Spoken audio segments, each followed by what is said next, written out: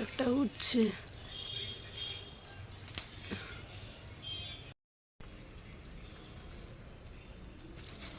একটা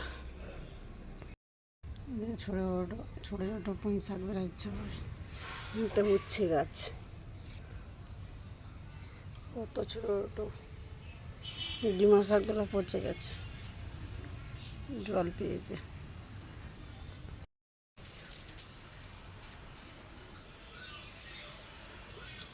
একটা এই তো সয়না গাছের পাতা আমাদের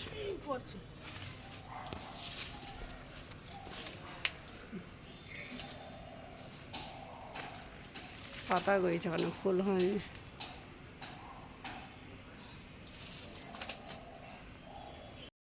কোথায় গেছেন? হ্যাঁ, কি জানি কত উচ্ছে দেখো হয়ে গেল, আর ফ্রিজে কতগুলো আছে। চাবি তো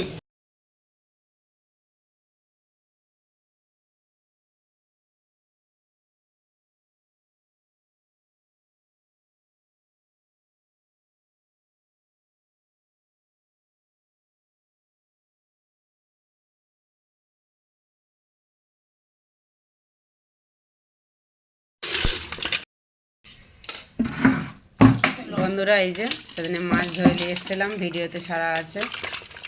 এই যে এত কই মাছ 1-1.5 কিলোর মতো হবে।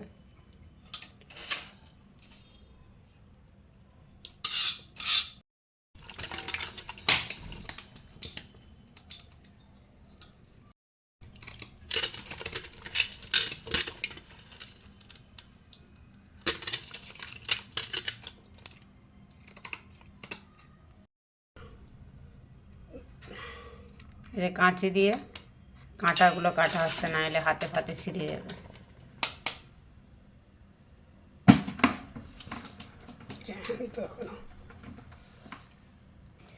একসাথে মারে নাকি কতবার ধরে মারে,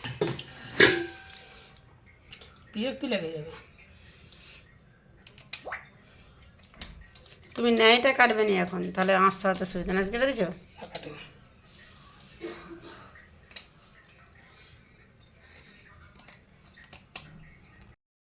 এই যে কাতলা মাছ 3 কিলো সাইজের, যে মাছটা নেওয়া হয়েছিল সেই মাছটা যে আজকে বেছে নেওয়া হচ্ছে। আর কই মাছগুলো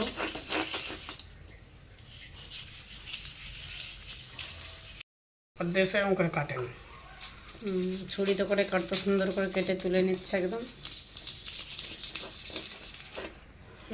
আর এখানে কই মাছ মাছগুলো ভালোই বাছা কাটা তোলা হচ্ছে। দেশে এরকম পারবে না।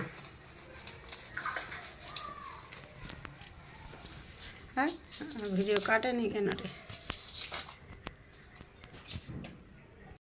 এই যে এখানে কাতলা মাছটা বাছা হয়ে গেছে, আর এখানে এই যে কই মাছ ফ্রিজে রেখে দেব, সব রান্না করব না, করব ভিডিও আস্তে আস্তে ছাড়তে থাকবো, আপনারা দেখতে থাকবেন।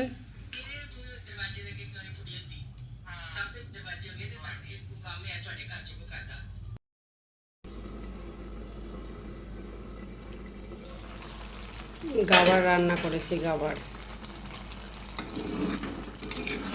এগুলো মারোয়াড়িরা বেশি খায়,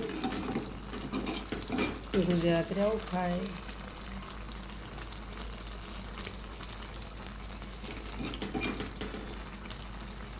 কে কেমনভাবে রান্না করেন কে জানে, আমি তো এইভাবে রান্না করে দিয়েছি।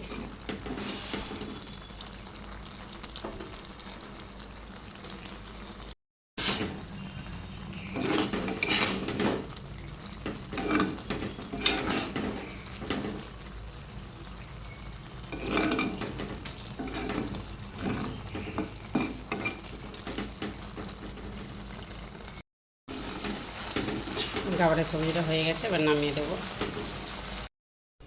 এই যে লাল লাল শাক, লাল শাক নয় এটা লাল মতো, কিন্তু তরকারিটা লাল হয় না, পাতাগুলোই লাল। এরকম লাল শাকের তরকারি করবো নোনা মাছ দিয়ে।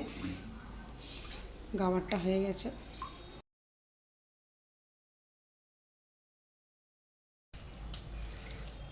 কালো জিরে, পেঁয়াজ, ঝালটা একটু পেঁয়াজ দিয়ে দিলাম। আলু টালু দেবো না, অমনি নামাজ দিয়ে করবো। পেঁয়াজটা ভাজা ভাজা হয়ে গেছে, শাকটা দিয়ে দিলাম।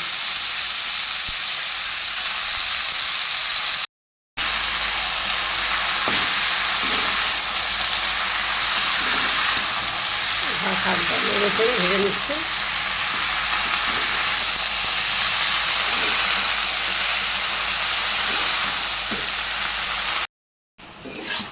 মাছটা দিয়ে দিয়েছি।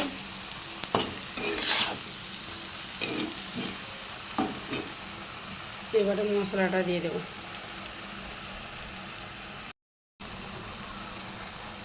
মশলাটা দিয়ে দিয়েছি।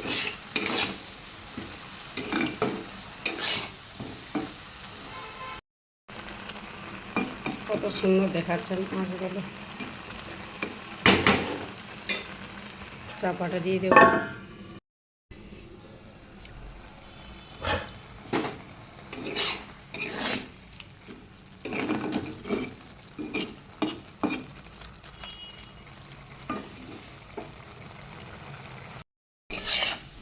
হয়ে গেছে, একদম শুকনো শুকনো করে নিয়েছি।